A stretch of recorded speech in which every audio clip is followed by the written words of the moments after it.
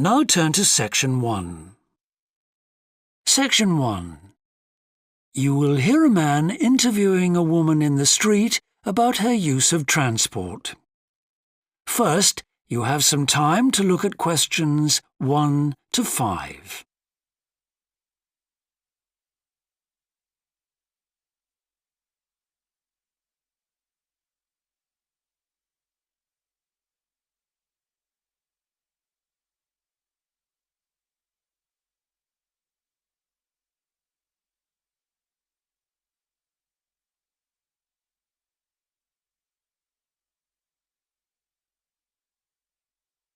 You will see that there is an example that has been done for you.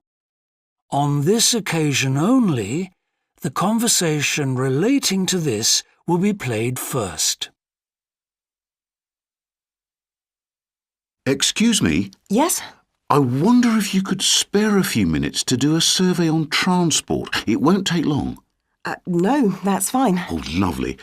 The survey is on behalf of the local council.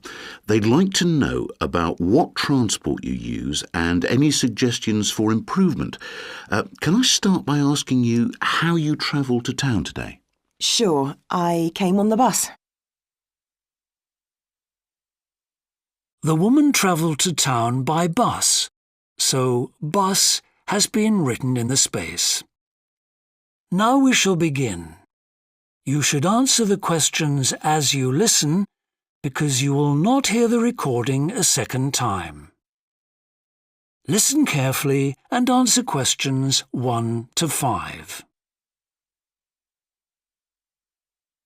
Excuse me? Yes? I wonder if you could spare a few minutes to do a survey on transport. It won't take long. No, that's fine. Oh, lovely. The survey is on behalf of the local council. They'd like to know about what transport you use and any suggestions for improvement. Can I start by asking you how you travelled to town today? Sure, I came on the bus. Great. Now, can I get a few details about yourself? OK. What's your name? It's Louisa Yes. Hardy. Can you spell that, please? Yes, it's Hardie. Great, thanks. And can I have your address? It's 19 Whitestone Road. Oh, right, I know that area. It's Bradfield, isn't it? That's right. Is the postcode GT7? It's actually GT8 2LC. Great. And could I ask what your job is? Are you a student? I've actually just finished my training. I'm a hairdresser. Oh, right. And one more question in this section. What is the reason for you coming into town today? Actually, it's not for shopping today, which would be my normal reason, but to see the dentist. Right. Thanks. Before you hear the rest of the interview, you have some time to look at questions 6 to 10.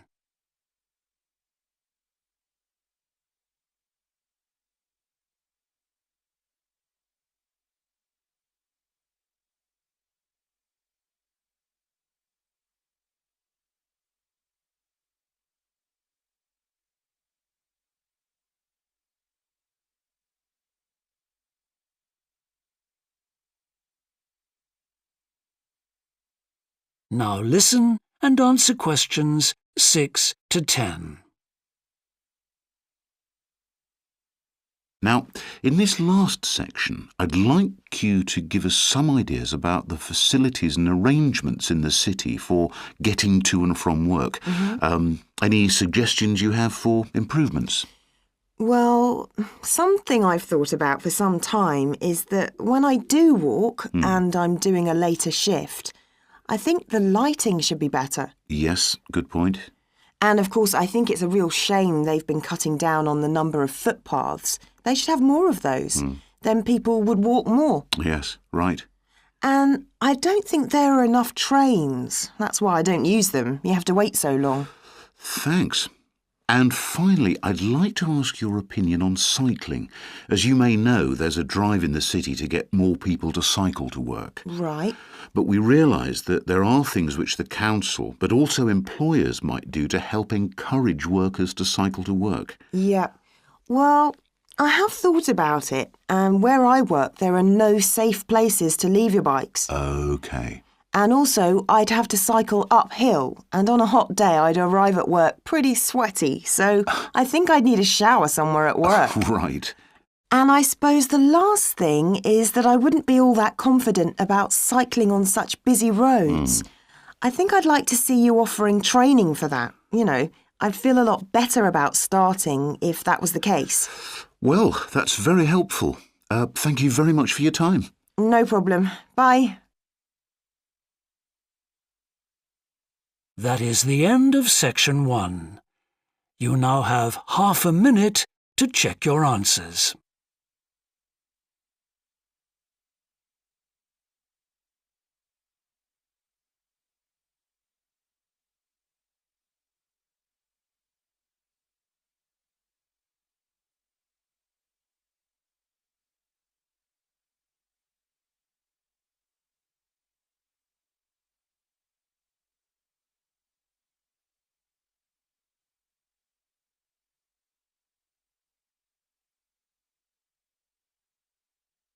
Now turn to section 2.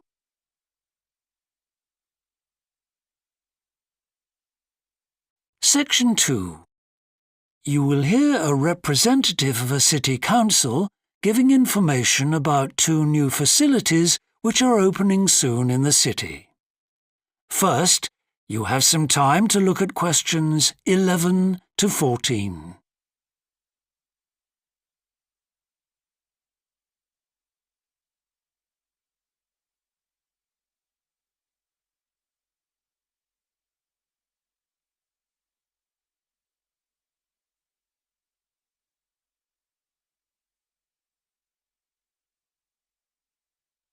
Now listen carefully and answer questions 11 to 14.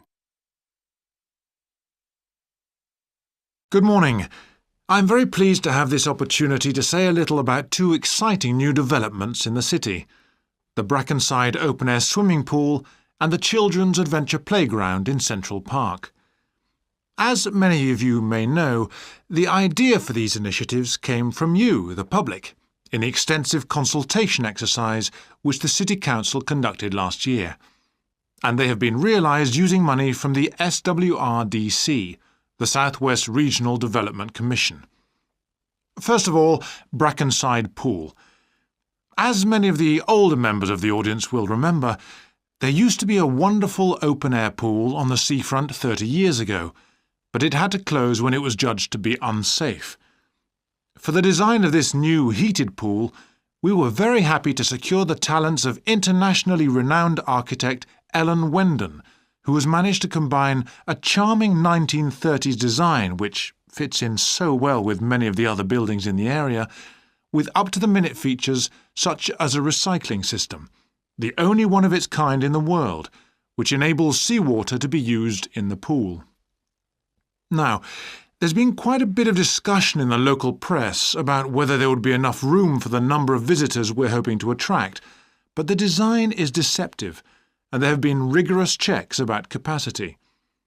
Also, just in case you were wondering, we're on schedule for a June the 15th opening date, and well within budget, a testimony to the excellent work of local contractors Hickman's. We hope that as many people as possible will be there on June the 15th. We have engaged award-winning actress Coral White to declare the pool open, and there'll be drinks and snacks available at the poolside. There'll also be a competition for the public to decide on the sculpture we plan to have at the entrance. You will decide which famous historical figure from the city we should have. Before you hear the rest of the talk, you have some time to look at questions 15 to 20.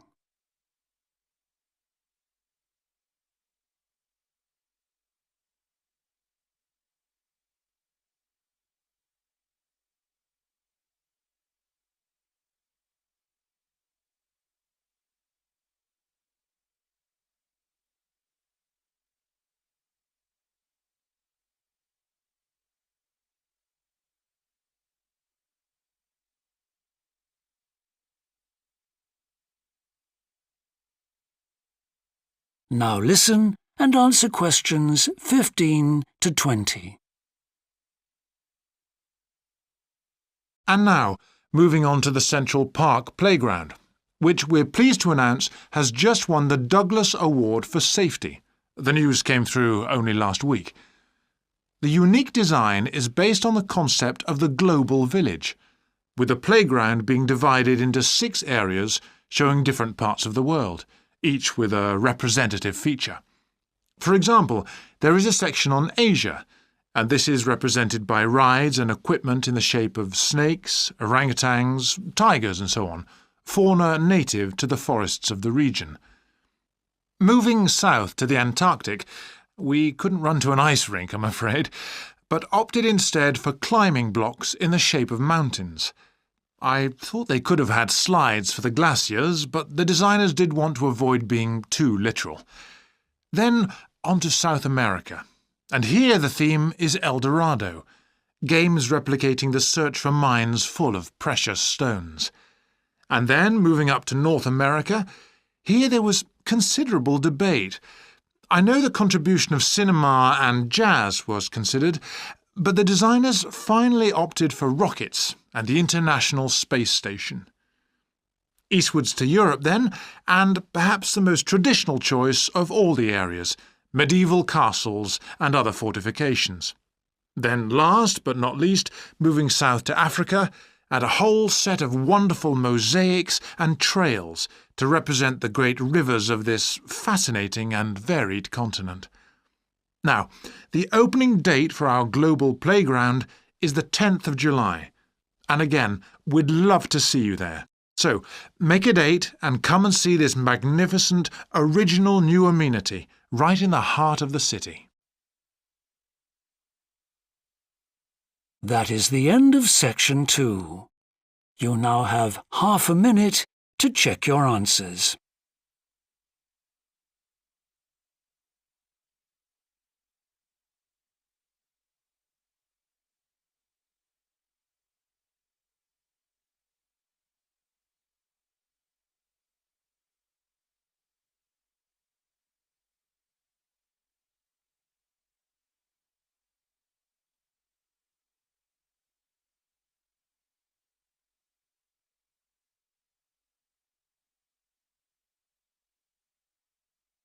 Now turn to section 3.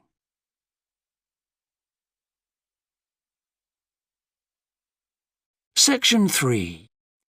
You will hear 2 anthropology students called Victor and Olivia discussing their joint presentation about a Norwegian explorer called Thor Heyerdahl. First, you have some time to look at questions 21 to 24.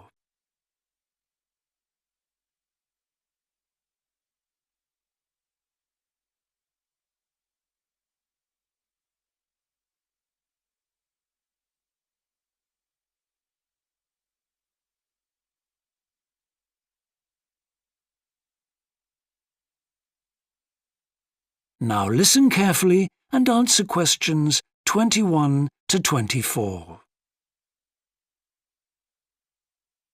Right, well, for our presentation, shall I start with the early life of Thor Heyerdahl? Sure. Why don't you begin with describing the type of boy he was, especially his passion for collecting things? That's right.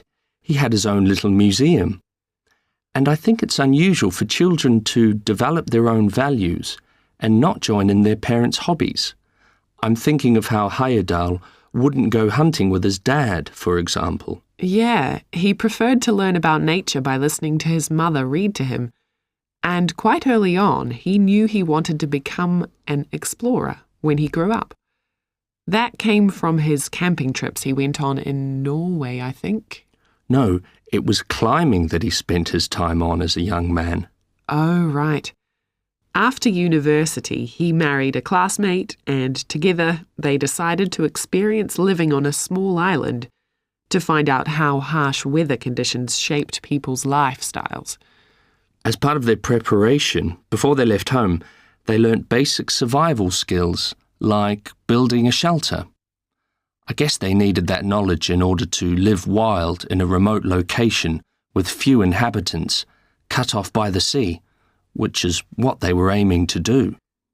An important part of your talk should be the radical theory Heyerdahl formed from examining mysterious ancient carvings that he happened to find on the island. I think you should finish with that. OK. Before you hear the rest of the discussion, you have some time to look at questions 25 to 30.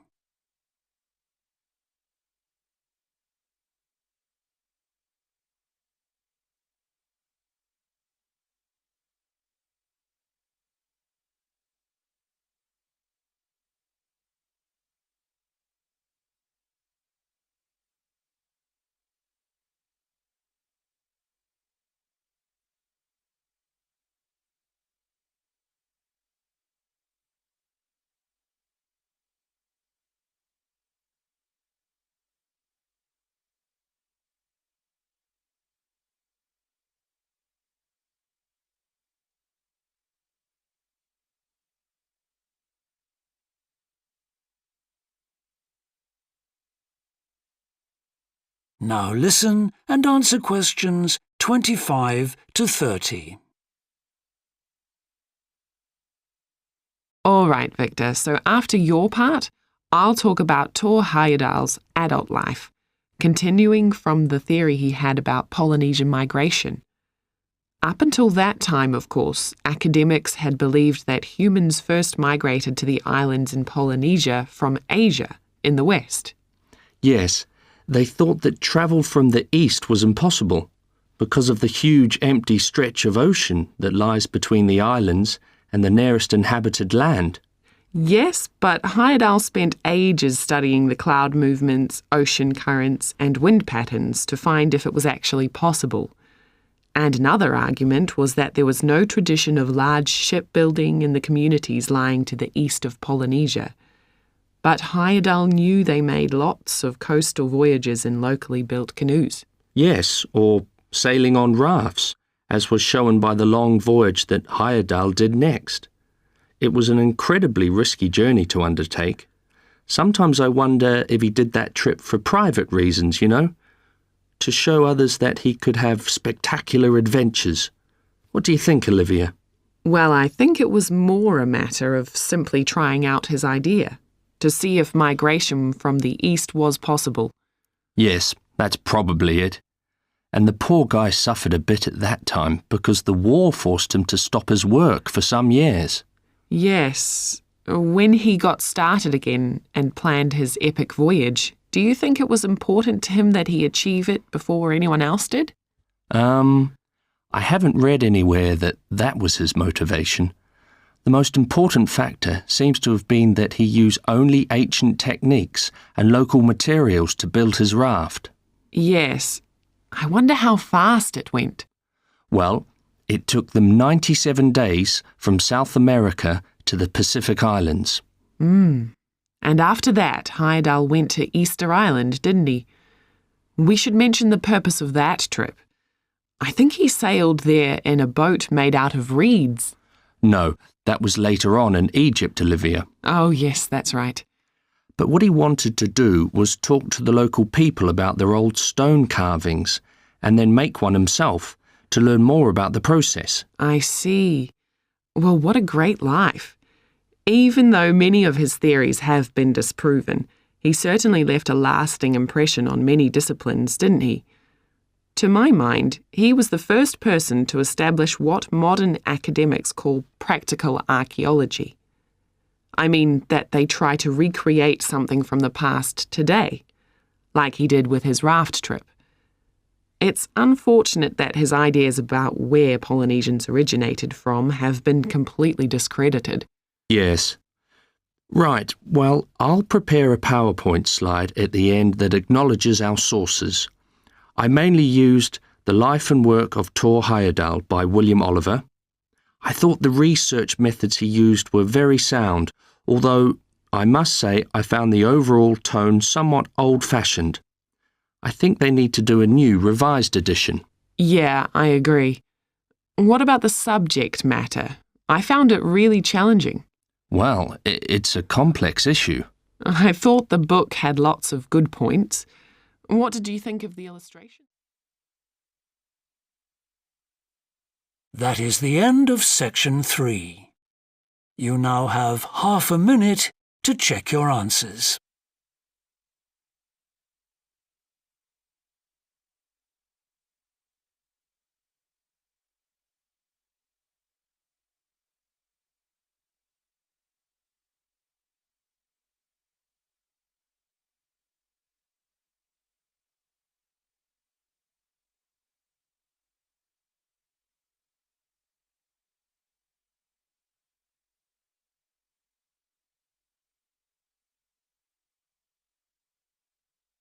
Now turn to section 4.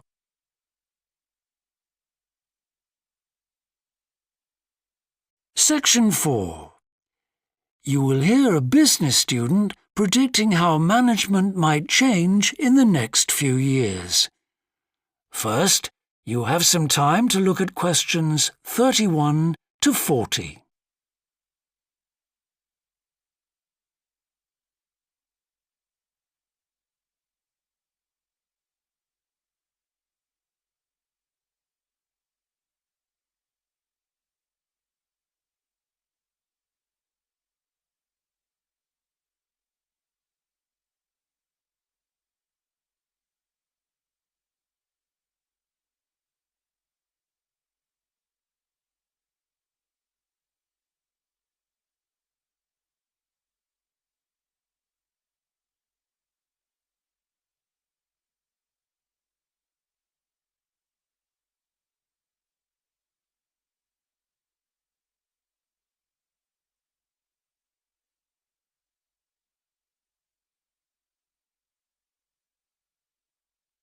Now listen carefully and answer questions 31 to 40. Well, I've been talking to managers in a number of businesses and reading surveys about the future of management. And what I'm going to present in this seminar is a few ideas about how the activity is likely to change in the next 10 years. It isn't a scientific statistical analysis, just some ideas for us to discuss. One area I want to mention is business markets, and I'm sure a really significant development will be a major increase in competition, with companies from all around the world trying to sell similar products. Consumers will have much more choice.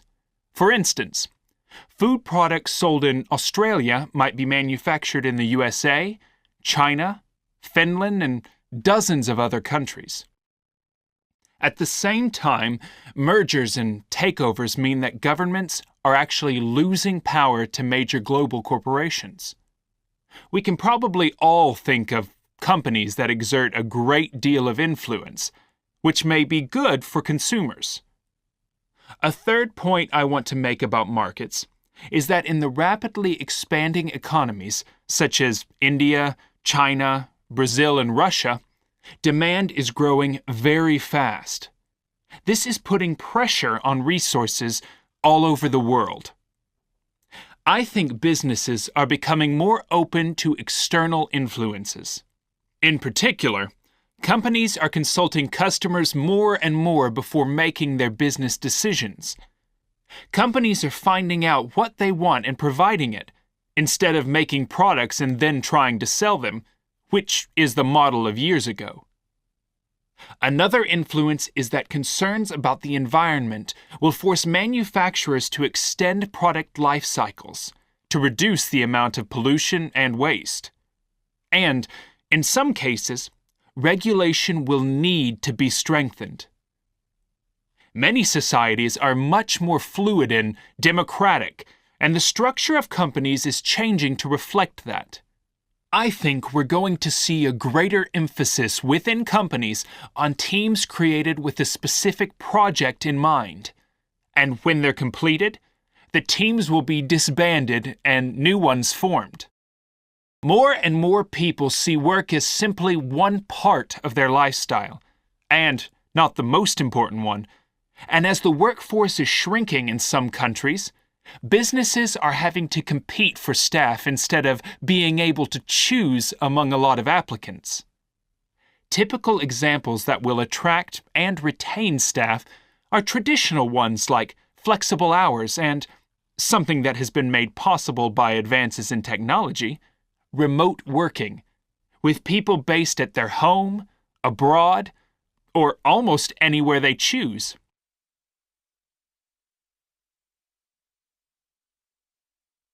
Management styles will almost certainly continue to change.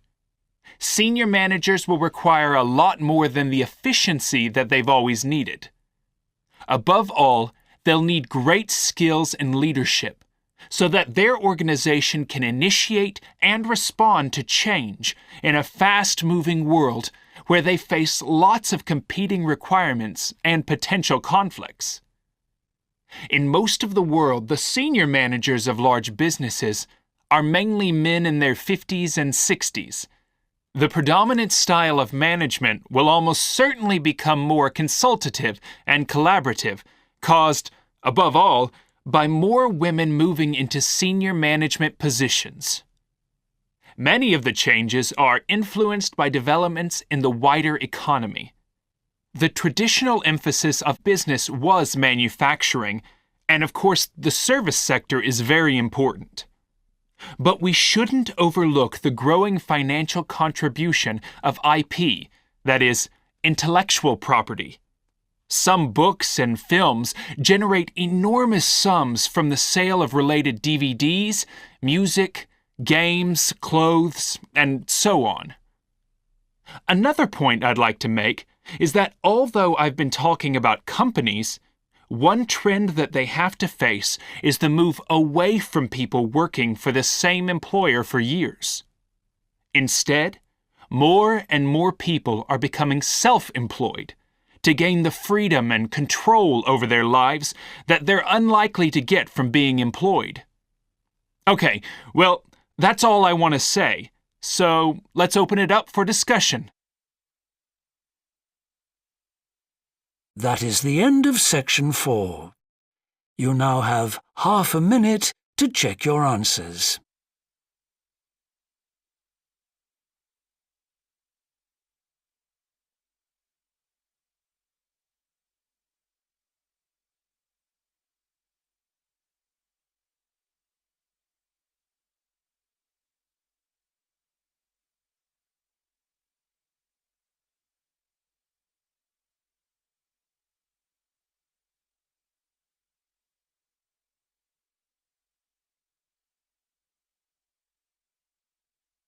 That is the end of the listening test. In the IELTS test, you would now have 10 minutes to transfer your answers to the answer sheet.